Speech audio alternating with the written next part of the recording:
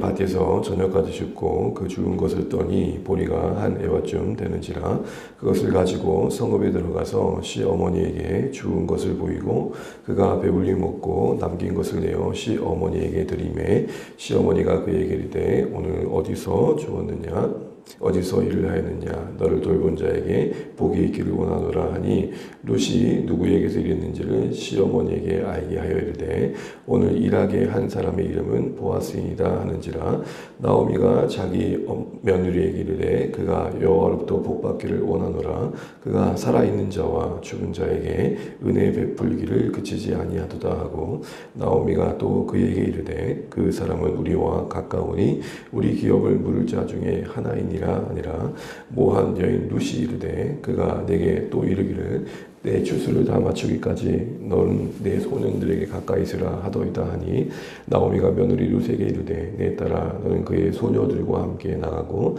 다른 밭에서 사람을 만나지 아니하는 것이 좋으니라 하는지라 이에 룻이 보아스의 소녀들에게 가까이 있어서 보리 추수와 밀 추수를 마치기까지 이삭을 죽으며 그의 시어머니와 함께 거주하니라. 아멘. 오늘도 새날 주신 하나님을 찬양합니다.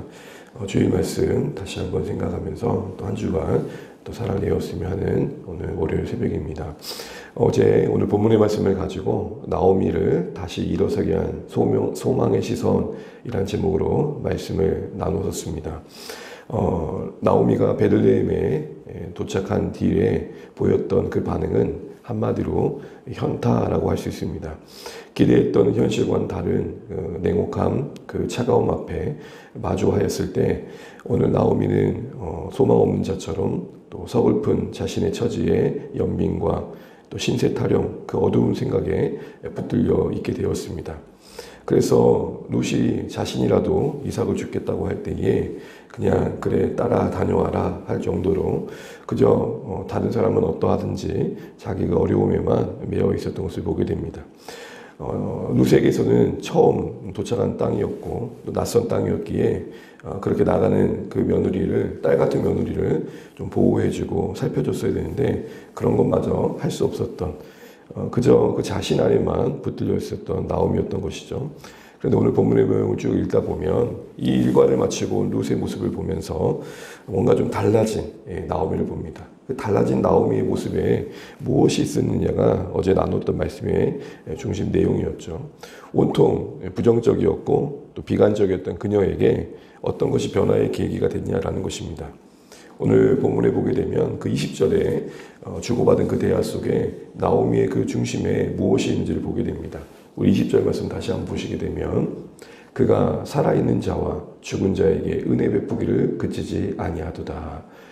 이때 그가 누구냐는 것이죠. 이때 여기서 그는 분명 맥락상은 보아스입니다. 그러나 내용상은 하나님이시라는 거죠. 어제 말씀드렸던 것처럼 이게 히브리어의 중의성이라고 말씀드렸습니다. 보아스면서 하나님을 떠올리게 하는 문법적인 요소다라는 것입니다. 사실 룻이 보낸 그 하루의 일과는 어느 날보다 분명 특별함이 있었다고 할 수 있지만 그저 그냥 우연으로 치부할 수 있는 날들이었고 그냥 보통의 날보다 조금 더 많은 것들을 얻은 날 정도로 넘길 수 있었습니다. 가난한 형편에 있는 자들이 추수 때 누군가의 밭에 가서 도움을 받는다는 게 그리 뭔가 특별한 일도 아니었기 때문입니다. 그러나 어떻게 보면 평범한 그 일들, 지나칠 수 있었고 우연으로 넘길 수 있던 그 일들을 나오미는 예사롭게 여기지 않습니다. 그 안에 담겨있는 하나님의 손길을 봅니다. 그렇습니다.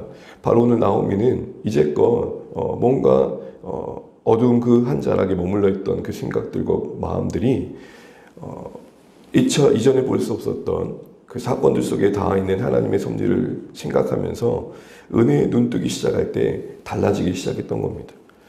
결국 룻을 통해 들었던 이야기의 일 속에 하나님의 손길을 보게 되고 여전했던 그 은혜에 눈뜨기 시작하면서 나오미의 삶의 모습과 마주한 내일에 대한 태도가 달라졌다는 것이죠. 자신의 처지를 비관적으로 봤던 그 침체의 어둠에서 한 걸음 더 나와서 앞으로 나아갈 삶에 대한 미래에 대해서 좀 더 소망의 시선을 가질 수 있었다는 것입니다. 룻이 나오미 그 자신의 곁에 남은 것도 우연이 아니었고 모압을 떠나 베들레헴에 도착했을 때 마침 그때가 추수의 시작이라는 것도 우연이 아니었고, 룻이 이삭을 죽으러 갈 때 그 여러 밭 가운데 마침 도착한 우연히 이른 밭이 보아스 친족의 밭이었다는 것도 우연이 아니었던 거죠. 모든 게 이제 연결된 겁니다. 우리 살아가다 보면 하나님의 은혜 아래 있고 섭리 안에 우리의 인생이 마주한 현실 속에 그것이 그때마다 깨달아지면 좋을 텐데, 그러지 않고 지나가서야 정말 하나님이 이렇게 우리를 이끌어 주셨구나가 확연히 보일 때가 있습니다. 그렇습니다. 그러니 우리는 하루하루를 살아내는 것이죠. 알고 가는 게 아니라 믿고 가는 겁니다. 다 헤아리고 가는 게 아니라 선하신 하나님만 보고 가는 것이죠. 우리는 하나님의 그 목양의 스케줄을 다 헤아릴 수 없지만, 하나님의 크신 뜻을 다 알 수 없지만, 그 하나님이 어떤 분이신지 적어도 알 수 있지 않습니까? 그 하나님 누구입니까? 자기 아들을 내어주시기까지 우리 한 사람 한 사람을 위해 주시는 사랑의 하나님입니다. 그 사랑의 하나님의 섭리의 손길이 우리 인생 가운데 다 있다는 사실들을 깨달아가고, 마주하는 현실 속에서 그 하나님과 우리를 연결시켜서 은혜의 눈뜨는 하루하루가 사실은 우리의 인생에 찾아오는 현타를 이길 수 있는 삶의 내용이 된다는 것입니다. 사랑하는 주 안의 가족 여러분, 우리는 다시 한번 우리가 마주하는 매일의 현실, 그 반복되는 하루하루를 어떻게 여기고 있는지를 돌아보면 좋겠습니다. 바라는 건 여러분 매 순간순간마다 우리가 좀 더 하나님과 우리 자신을 연결시켜가면 좋겠고, 그리고 은혜의 눈뜨는 축복들이 우리 삶 가운데 임하기를 간절히 바랍니다. 우린 여러 삶의 무게 속에 짓눌 때가 있습니다. 그러나 그 어느 상황도 하나님의 손길에서 벗어난 적이 없습니다. R.C. 스프로우라는 신학자는 이런 말을 했습니다. 우주의 먼지 하나조차도 하나님의 주권적인 섭리 아래서 벗어난 게 없다.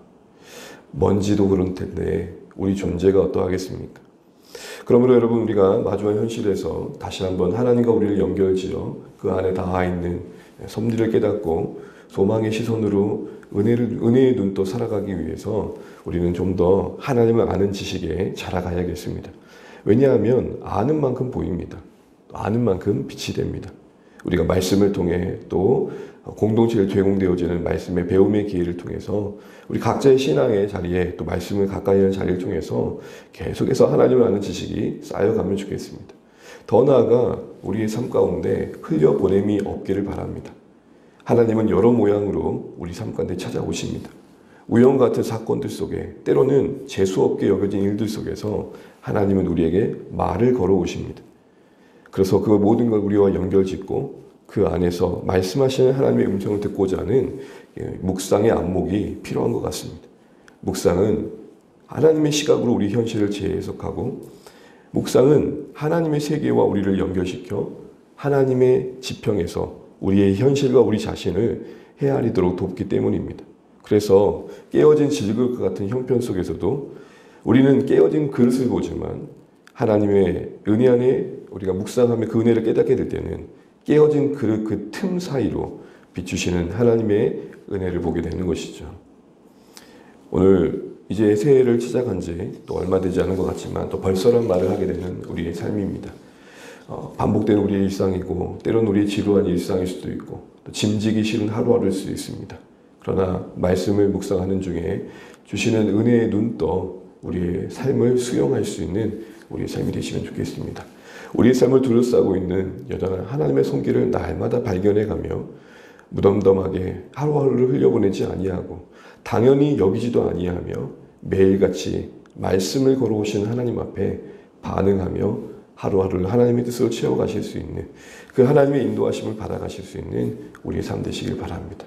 이를 위해 하나님을 더 많이 알아가며 매 순간순간 묵상의 자세로 우리 삶을 대할 수 있는 우리 모든 주 안의 가족들 되시기를 주님의 이름으로 축복합니다. 기도하겠습니다.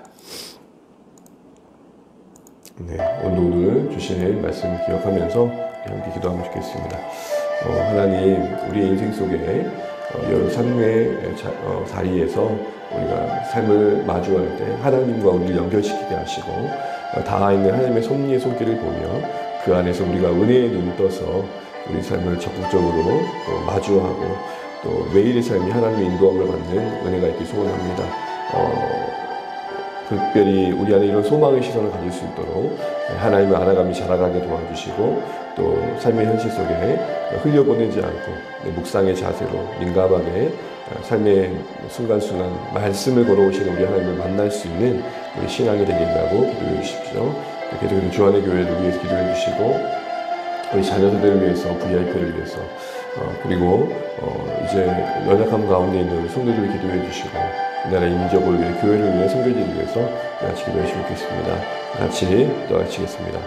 하나님 아버지 은혜를 감사합니다. 오늘 우리가 하루를 말씀으로 시작합니다.